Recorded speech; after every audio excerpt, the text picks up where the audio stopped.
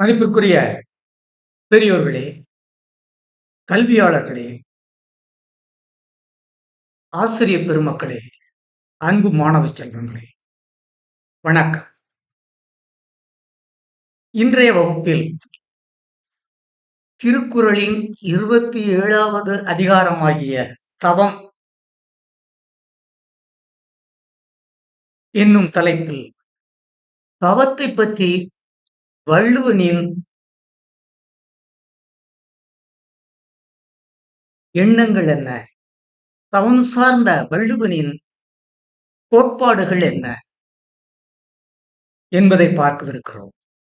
இன்றைய வகுப்பில் 261 முதல் 265 வரை இந்த 5 குறள்களில்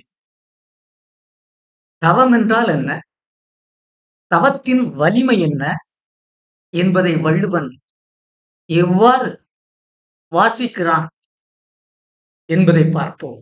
வாருங்கள்.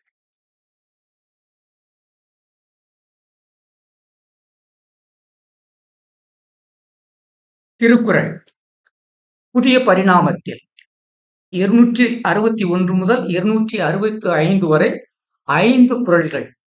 படக்காட்சி 105, நாள் 28/5/2024.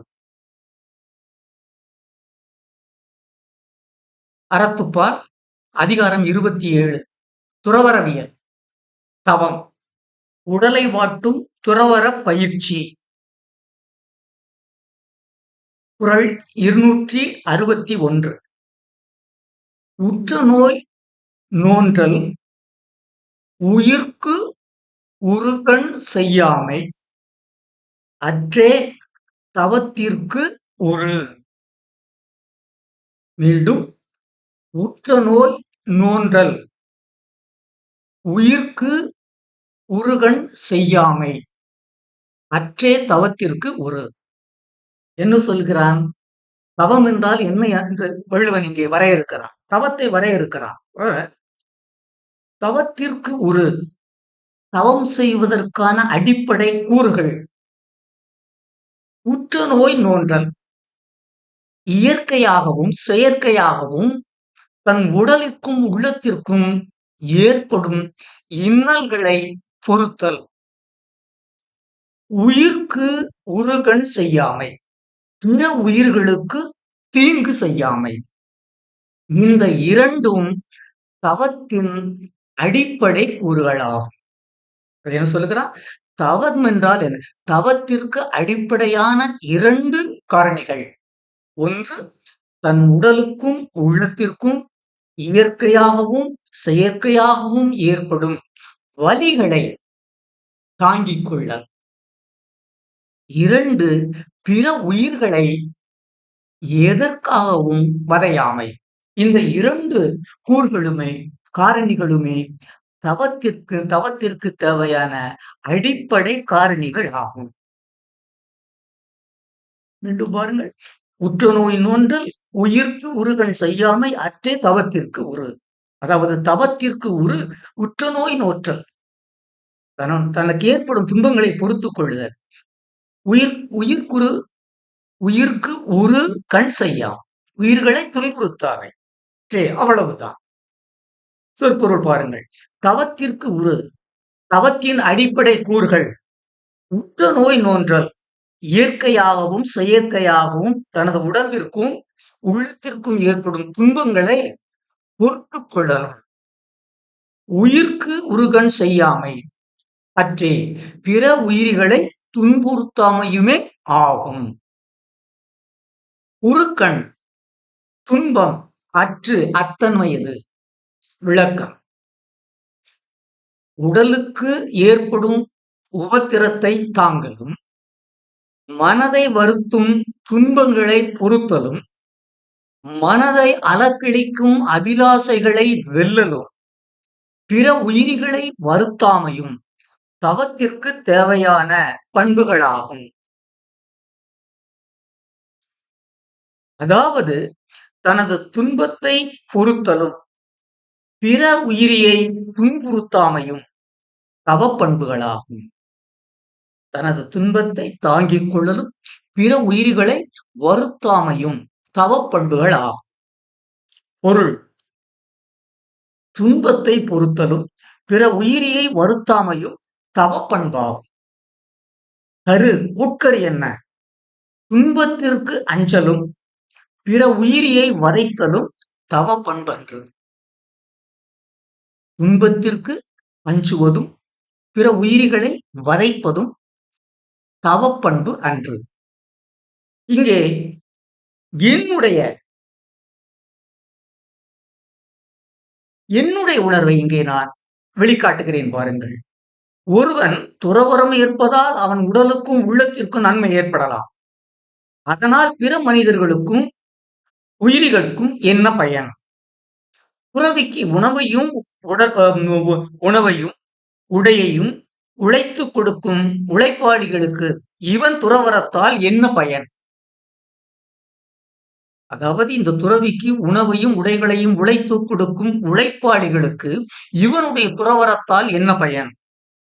துறவி உழைக்காமல் உண்பதும் உடுப்பதும் எவ்வகையில் அறமாகும்? துறவரம் என்பது அறிவியலுக்கு உகந்த செயலன்று. மீண்டும் குறளை பார்ப்போம். உற்றுநோய் நோன்றல் உயிர்க்கு உருகண் செய்யாமை அற்றே தவத்திற்கு ஒரு. தவத்திற்கு உரு உற்ற நோய் நோற்றல் உயிர்க்கு உருகண் செய்யாமை அற்றே. அதாவது தவத்திற்கு வேண்டிய அடிப்படை பண்புகள் தனக்கு வரும் துன்பங்களை பொறுமையோடு தாங்கிக் கொள்வதும் பிற உயிரிகளை வதையாமல் இருப்பதுமே ஆகும்.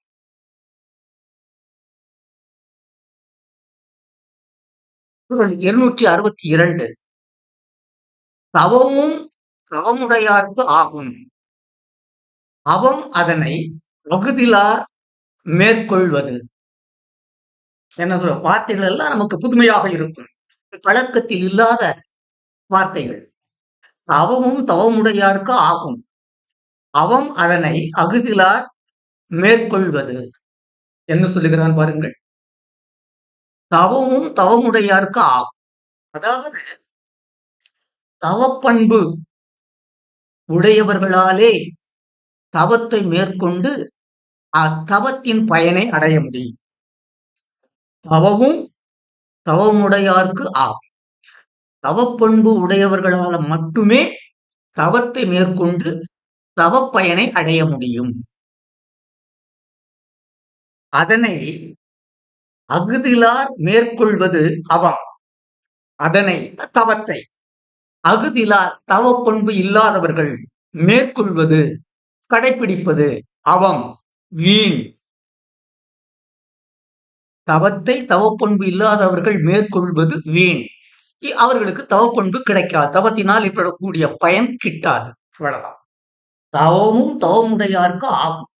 தவப்பண்புடையவர்களாலே தவத்தை மேற்கொண்டு அதன் பயனை அடைய முடியும். அகுதிலார் அதனை தவத்தை அகுதிலார் மேற்கொள்வது அவம். தவத்திற்கு உரிய பண்பு இல்லாதவர்கள் தவத்தை மேற்கொள்வதால் அவர்களுக்கு எப்பயனும் விளைவதில்லை, விளையாது. அதுதான்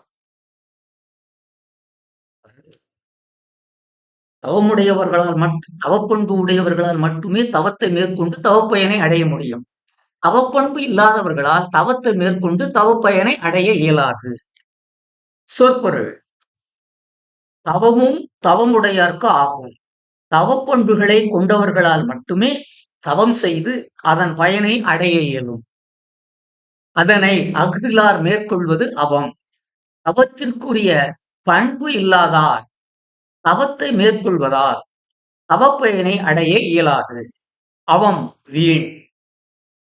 விளக்கம்: தவத்திற்குரிய பண்பை உடையவர்களால் மட்டுமே தவம் செய்து அதன் பயனை அடைய இயலும். கட்டுப்பாடான சுய ஒழுக்கமும் பொறுமையும் இல்லாதவர்களால் தவம் செய்து அதன் பயனை பெறுதல் இயலாத ஒன்றாகும்.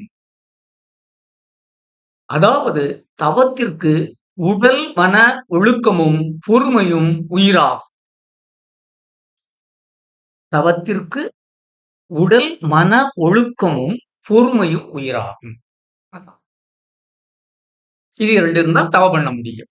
பொருள் தவப்பண்பு உடையவரால் மட்டுமே தவப்பயனை அடைய இயலும். தவப்பண்பு உடையவர்களால் மட்டுமே தவப்பயனை அடைய இயலும். அதுதான் குறளின் மேலிருந்த பொருள். கரு என்ன? தவக்குணம் அற்றார்க்கு தவப்பயன் கிட்டாது. தவக்குணம் அற்றார்க்கு தவப்பயன் கிட்டாது. தவக்குணம் இல்லாதவர்களால் தவம் செய்து அதன் பயனை அடைய இயலாது. குறிப்பு என்னுடைய விமர்சனம். தவத்தால் மும்மாறி பொழிந்து உலகு செழிப்பதில்லை. உடல் உள்ள உழைப்பின்றி வாழ்க்கை இல்லை. தவத்தால் மும்மாறி பொழிந்து நாடு செழிப்பதில்லை. உடல் உள்ள உழைப்பின்றி வாழ்க்கை இல்லை. அப்படி என்றால் தவம் என்பது போலியான செயல். ஆனால் வள்ளுவன் அவனுடைய காலத்தில் இந்த தவத்தை தூக்கி பிடிக்கிறார். ஆனால் இன்றைய அறிவியல் உலகத்திற்கு தவம் என்பது ஏமாற்று வேலை. மீண்டும் குறள், தவமும் தவமுடையார்க்கு ஆகும். அதனை அகுதிலார் மேற்கொள்வது அவம். தவப்பண்பு உடையவர்களால் மட்டுமே தவத்தை மேற்கொண்டு அதன் பயனை அடைய முடியும். தவப்பண்பு இல்லாதவர்களால் தவத்தை மேற்கொண்டு அதன் பயனை அடைய இயலாது. குறள் 263. துறந்தார்க்கு துப்புரவு வேண்டி மறந்தார் கொல் மற்றையவர்கள் தவம். என்ன பொருள்? துறந்தார்க்கு துப்புரவு வேண்டி மறந்தார்கொல் மற்றையவர்கள் தவம். வார்த்தைகளை, அதாவது பொருளை உள்ளே மறைத்து வைத்திருக்கிறான் வள்ளுவன். அதாவது பாருங்க, இந்த பொருளுக்கு எவ்வாறு பொருள் கொள்ள வேண்டும்? மற்றையவர்கள், அதாவது தவசிகள் அல்லாத இல்லற வாழ்க்கையினர். மற்றவர்கள் இல்லறத்தில் ஈடுபட்டு பெருமக்கள். மற்றையவர் இல்லறவாசிகள். துறந்தார்க்கு துப்புரவு வேண்டி தவம் செய்பவர்களுக்கு பணியாற்ற வேண்டும் என்பதற்காகவே. தவம் மறந்தார்கொல், தவத்தை மறந்து விட்டார்களோ கேட்கிற வள்ளுவர். மற்றையவர்கள், அதாவது இல்லறத்தார், துறந்தார்க்கு துப்புரவு வேண்டி தவசிகளுக்கு பணி செய்வதற்காகவே மறந்தார்கள் தவம். தவம் மறந்தார்கள், தவத்தை மறந்து விட்டார்களோ என்கிறார். அதாவது தவம் செய்பவர்களுக்கு, தவசிகளுக்கு வேண்டியது செய்ய வேண்டிய பணிகளை செய்ய வேண்டும் என்பதற்காகவே இல்லறத்தார் தவம் செய்வதை மறந்து விட்டார்களோ என்று வள்ளுவன் வியப்பாக கேட்கிறான். மறந்தார்கள் என்று கேட்கிறான். பாருங்கள், சொற்பொருள் பாருங்கள். மற்றவர்கள் துறவறம் மேற்கொள்ளாத இல்லறத்தார். துறந்தார்க்கு துப்புரவு வேண்டி துறவிகளுக்கு உணவு உடை இருப்பிடம் வழங்குவதற்காக தவம் மறந்தார்கள். தாம் தவம் செய்வதை மறந்தார்களோ? விளக்கம். துறவிகளுக்கு தேவையான உணவையும் உடைகளையும் இருப்பிடங்களையும் வழங்க வேண்டும் என்பதற்காகவே இல்லறத்தார் தாங்கள் தவம் மேற்கொள்வதை மறந்து விட்டார்களோ? அதாவது துறவிகளுக்காக வாழ்தல் இல்லறத்திற்கு பெருமை தரும். இதுதான் வள்ளுவனுடைய கருத்து. துறவிகளுக்காக வாழ்தல் இல்லறத்தார்க்கு பெருமை தரும். பொருள், இது விளக்கம். பொருள், மேற்பொருள் பாருங்க. துறவிகளுக்காக வாழ்தலை இல்லறத்தார் பெருமையா? துறவிகளுக்காக வாழ்வது இல்லறத்தார்க்கு பெருமையா, இல்லறத்திற்கு பெருமையா?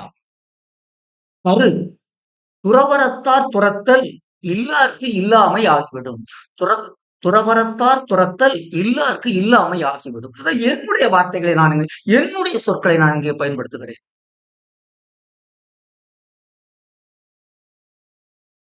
துறவரத்தார் துறத்தல், அதாவது துறவிகளுக்கு பணி செய்யாத அவர்களை ஒதுக்கல். அதாவது துறவிகளை துறத்தல், துறவிகளை புறக்கணித்தல் இல்வாழ்க்கைக்கு நல்லதன்று, நலமன்று. துறவிகளை புறக்கணித்தல் இல்லறத்திற்கு நன்மை பயக்காது. குறிப்பு, என்னுடைய விமர்சனம். வள்ளுவனின் இக்கருத்து பகுத்தறிவை முடமாக்கி பாலறிவை விதைப்பதாகும். அதாவது மடமையை வளர்ப்பதாகும். அதாவது துறவிகளுக்கு பணி செய்வதற்காகவே இல்லறத்தார் துறம் செய்ய துறவரத்தை மேற்கொள்ளாமல் இருக்கிறார்கள் என்று வள்ளுவன் கூறுவது அறிவியலுக்கு ஏற்ற செயல் அன்று. மீண்டும் பாருங்கள். அதாவது துறந்தார்க்கு துப்புரவு வேண்டி மறந்தார்கள் மற்றையவர்கள் தவம். மற்றையவர்கள் துறந்தார்க்கு துப்புரவு வேண்டி துறவிகளுக்கு பணிவிட செய்ய வேண்டும் என்பதற்காகவே இல்லறத்தார் தாங்கள் தவம் செய்வதை மறந்து விட்டார்களோ என்று வள்ளுவன் இயக்குகின்றார். அல்ல, இது அறிவுலகத்திற்கு ஏற்ற கூற்று அல்ல. இந்த கோட்பாடு அறிவியலுக்கு ஏற்ற கோட்பாடு அல்ல. குறள் 264. உன்னார் தெறலும் உவந்தாரை ஆக்கலும் எண்ணின் அவத்தான் வரும். பாருங்கள், அதாவது பழக்கத்தில் இல்லாத பழைய தமிழ் வார்த்தைகள், தமிழ் சொற்கள். ஒன்னார் தெறலும் உவந்தாரை ஆக்கலும் எண்ணின் தவத்தான் வரும். என்ன பொருள்? ஒன்னார் தெறலும் என்றால் என்ன? தனக்கு வேண்டாதவரை அழித்தலும், பகைவரை அழித்தலும் ஒழித்தலும். ஒன்னார் தெறலும் பகைவரை அழித்தலும், உவந்தாரை ஆக்கலும் தனக்கு வேண்டியவர்களை உயர்த்தலும். தவத்தான் எண்ணின் வரும். தவம் செய்பவன் நினைத்தால் நடக்கும். ஒன்னார் தெறலும் உவந்தாரை ஆக்கலும் தவத்தான் எண்ணின் வரும்.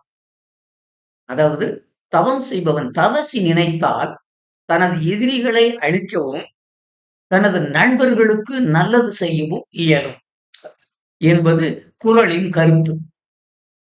பொருள்: ஒன்னார் தெறலும் பகைவரை அழித்தலும் உவந்தாரை ஆக்கலும் நண்பரை உயர்த்தலும் தவத்தான் எண்ணின் வரும். தவம் செய்பவன் நினைத்தால் முடியும். ஒன்னார் பகைவர், தெறல் தெருதல், அதாவது அழித்தல், உவந்தார் நண்பர், தன்னை நம்புபவர்.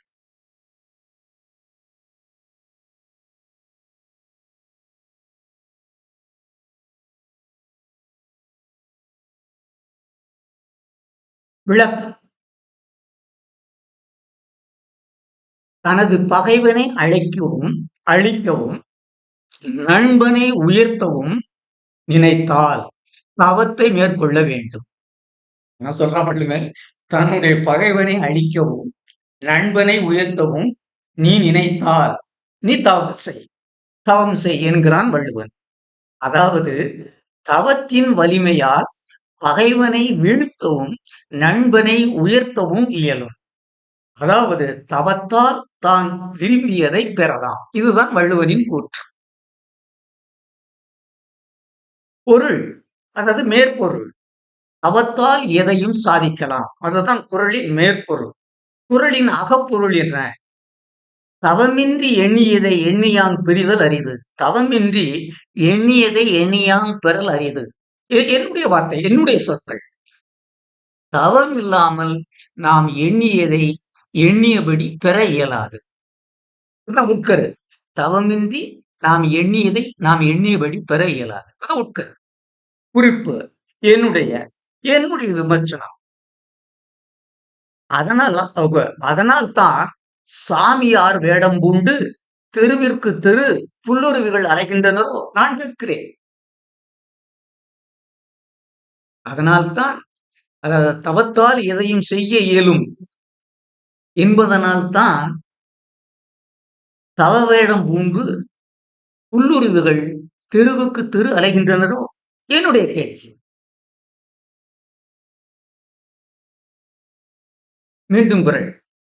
ஒன்னார் திரளும் உவந்தாரை ஆக்கலும் எண்ணின் தவத்தான் வரும். தவத்தான் எண்ணின் ஒன்னார் தெரித்தலும் உவந்தாரை ஆக்கலும் வரும். அத ஒரு தவம் இருப்பவனை தவசி நினைத்தால் தனக்கு வேண்டாதவனை அழிக்கவும் வேண்டுபவனை ஆக்கலும் இயலும். ஆமா, தவசி மழை பெய்யென்றால் பெய்யும், மழையை நில்லென்றால் நிற்கும் மழை. நடக்குமா?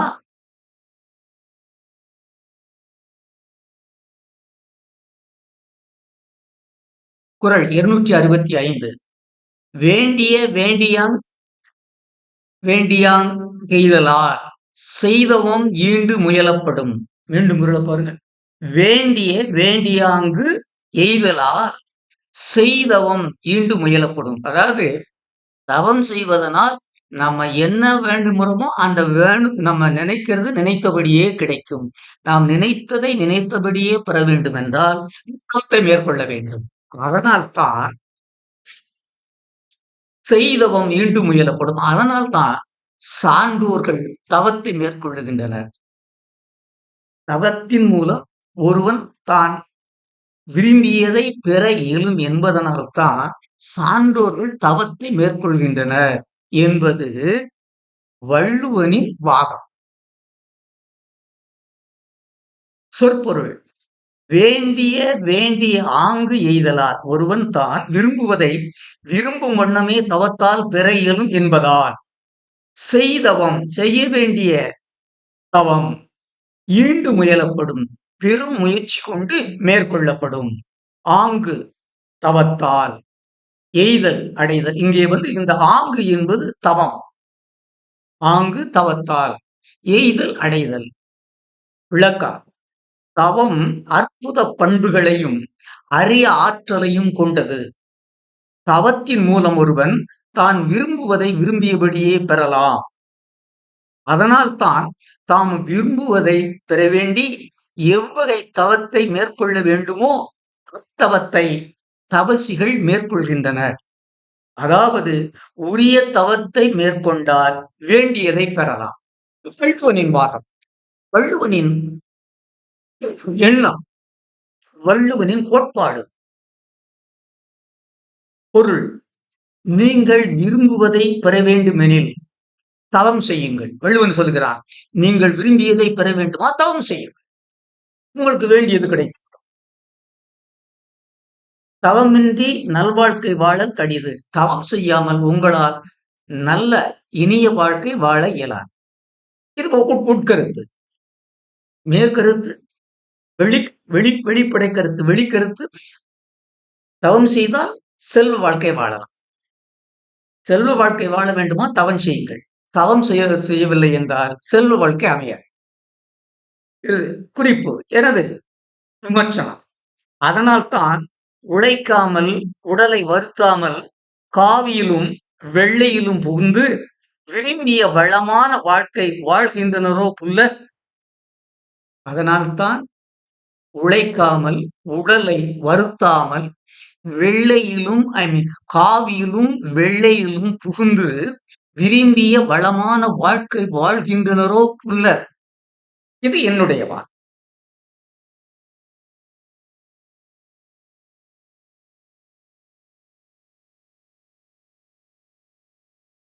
பெரியோர்களே, கல்வியாளர்களே, ஆசிரியர் பெருமக்களே, என் அன்பு மாணவ செல்வங்களே, பாருங்கள், இந்த 5 குறளில் வள்ளுவன் தவத்தை பற்றி, தவத்தின் மேன்மையை பற்றி எடுத்துரைக்கிறான். அது அன்றைய காலத்தை மனதில் வைத்து வள்ளுவன் பேசுகிறான். ஆனால் இன்றைய காலத்திலும் இதை தூக்கு பிடிப்பவர்கள் பல பேர். அதிகமானோர் இந்தியாவில் அதிகம் உள்ளனர். தவத்தை பற்றி பேசக்கூடிய நாடு இந்தியாதான். உழைக்காமல் உண்ணலாம் தவம் செய்தால் என்கிறான் வள்ளுவன். இருக்கட்டும். அதாவது தவம் என்றால் என்ன? அதாவது தனக்கு ஏற்படக்கூடிய துன்பங்களை பொறுத்தலும் பிற உயிரிகளுக்கு இன்னல் இழையாமல் இருத்தலும் தவத்திற்கு வேண்டிய அடிப்படை கூறுகள் என்கிறார். நாம் இதை ஏற்றுக்கொள்வோம். நாம் தவத்தை விட்டு விடுவோம். நமக்கு வரும் இன்ப துன்பங்களை நாம் பொறுத்துக் கொள்வதும், பிற உயிரிகளை வதையாமல் இருப்பதும் மனித பண்பு, அறம். இது தவத்தால் தான் வர வேண்டும் என்பது அல்ல.